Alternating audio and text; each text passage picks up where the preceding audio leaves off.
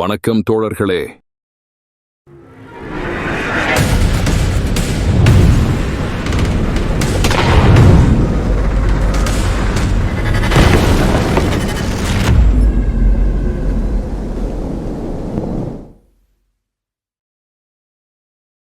இந்த நதியின் ஓட்டம் தடைப்பட்டால் இந்தியாவின் பெரும்பகுதி விவசாயம், குடிநீர் மற்றும் ஆன்மீக அடையாளம் சிதைந்துவிடும். இந்தியாவில் ஏராளமான ஆறுகள் உள்ளன. ஒவ்வொரு நதிக்கும் தனி சிறப்புகள் இருக்கின்றன. இந்த ஆறுகளில் ஒன்று இந்தியாவின் உயிர்நாடி என்று அழைக்கப்படுகிறது. மேலும் இந்த ஆற்றில் டால்பின்கள் அதிகம் காணப்படுகின்றன. தோராயமாக 140 வகையான மீன்களின் தாயகமாக உள்ளது. இமயமலையில் உள்ள கங்கோத்ரி பனிப்பாறையில் இருந்து இந்த ஆறு உருவாகி இந்தியாவின் 5 மாநிலங்கள் மற்றும் வங்காளதேசம் வழியே சென்று வங்க கடலில் கலந்து உலகின் மிகப்பெரிய சதுப்பு நில டெல்டாவை உருவாக்குகிறது. இந்திய நாட்டில் 40% அதிகமான மக்களுடைய நீர் ஆதாரமாகவும் அவர்களுடைய குடிநீர் தேவையை நிறைவேற்றும் நதியாகவும் இது உள்ளது. புனிதமாக கருதப்படும் கங்கைதான் நாம் இங்கே குறிப்பிடும் இந்தியாவின் உயிர்நாடி என அழைக்கப்படும் நதியாகும். இந்தியாவில் பல நதிகள் இருந்தாலும் கங்கை நாட்டின் உயிர்நாடி என்று அழைக்கப்படுகின்றது. கங்கை நதி மூலமாக நேரடியாகவும் மறைமுகமாகவும் சுமார் 50 கோடி மக்கள் பயனடைகிறார்கள்.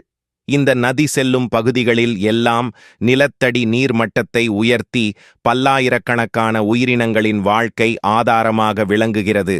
கங்கை நதியின் ஓட்டம் தடைபட்டால் இந்தியாவின் பெரும்பகுதி விவசாயம், குடிநீர் மற்றும் ஆன்மீக அடையாளம் சிதைந்துவிடும். இதனால்தான் கங்கை நதியை இந்தியாவின் உயிர்நாடி என்று அழைக்கிறார்கள். கங்கை நதி இந்தியாவின் மிகப்பெரிய மற்றும் மிக நீளமான நதியாக கருதப்படுகிறது. இது சுமார் 2525 கிலோமீட்டர் நீளம் கொண்டது. யமுனா, காக்ரா, கந்தக், கோஷி மற்றும் சோன் ஆகியவை கங்கை நதியின் முக்கியமான துணை நதிகள் ஆகும். இந்தியாவின் நீர்பிடிப்பு, அதாவது கேட்ச்மெண்ட் பரப்பளவில் கங்கை நதிப்படுகை இந்தியாவின் மிகப்பெரிய நதிப்படுகையாகும்.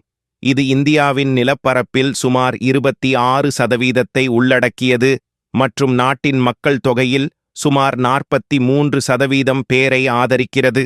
மேலும் இது பல இந்திய மாநிலங்கள் மற்றும் நேபாளம் மற்றும் வங்காளதேசத்தில் நீர், விவசாயம் மற்றும் கலாச்சாரத்திற்கு நம்ப முடியாத அளவிற்கு இன்றியமையாததாக அமைகிறது.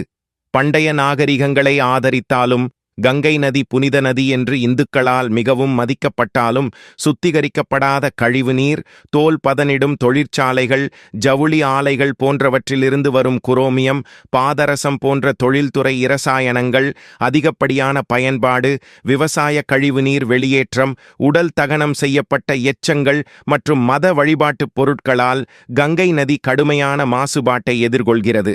கங்கை நதி கடுமையான மாசுபாட்டால் அச்சுறுத்தப்படுகிறது. இது மனிதர்களுக்கு மட்டுமல்ல, பல வகையான விலங்குகளுக்கும் ஆபத்தை ஏற்படுத்துகிறது. கங்கை நதியை சுத்தம் செய்வதற்கான சுற்றுச்சூழல் முயற்சியான கங்கை செயல் திட்டம் தோல்வியடைந்ததாக கருதப்படுகிறது.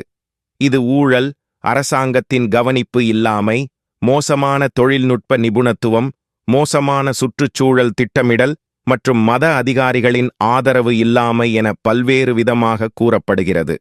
வாரணாசிக்கு அருகிலுள்ள கங்கை நதியில் மனிதர்கள் மற்றும் விலங்குகளின் குடல்கள் மற்றும் மலங்களில் அதிக அளவில் காணப்படும் ஃபீக்கல் கோலிஃபார்ம்ஸ் எனப்படும் பாக்டீரியாக்களின் அளவுகள் மிக அதிகமாக இருப்பதாக அறிக்கைகள் தொடர்ந்து காட்டுகின்றன. இது பெரும்பாலும் இந்திய தரநிலைகள் குளிப்பதற்கு நிர்ணயித்த பாதுகாப்பான வரம்புகளை விட 100 முதல் 150 மடங்கு அதிகமாகும். இந்த மாசுபாடு கங்கை நதி நீரை குளிக்க, குடிக்க அல்லது பாசனத்திற்கு கூட தகுதியற்றதாக ஆக்குகிறது. இது இரைப்பை, குடல் அழற்சி மற்றும் தொற்றுகள் போன்ற நோய்களின் அபாயங்களுக்கு வழிவகுக்கிறது. இது கங்கை தண்ணீரை நேரடி பயன்பாட்டிற்கு மிகவும் ஆபத்தானதாக ஆக்குகிறது. இது கடுமையான சுகாதார அபாயங்களை ஏற்படுத்துகிறது. மேலும் இது சுத்தம் செய்யும் முயற்சிகளின் தோல்வியையும் மேம்படுத்தப்பட்ட கழிவுநீர் சுத்திகரிப்புக்கான அவசர தேவையையும் எடுத்துக்காட்டுகிறது. இந்த வீடியோ உங்களுக்கு பிடித்திருந்தால் லைக் பண்ணுங்க, ஷேர் பண்ணுங்க. இந்த வீடியோ பற்றிய உங்களுடைய கருத்துக்களை காமெண்டில் சொல்லுங்க. இந்த மாதிரியான வீடியோக்களை தொடர்ந்து பார்ப்பதற்கு நம்ம சேனல் குவிக்சில்வர் சேனல் ப்ரோவை சப்ஸ்கிரைப் பண்ணிக்கோங்க.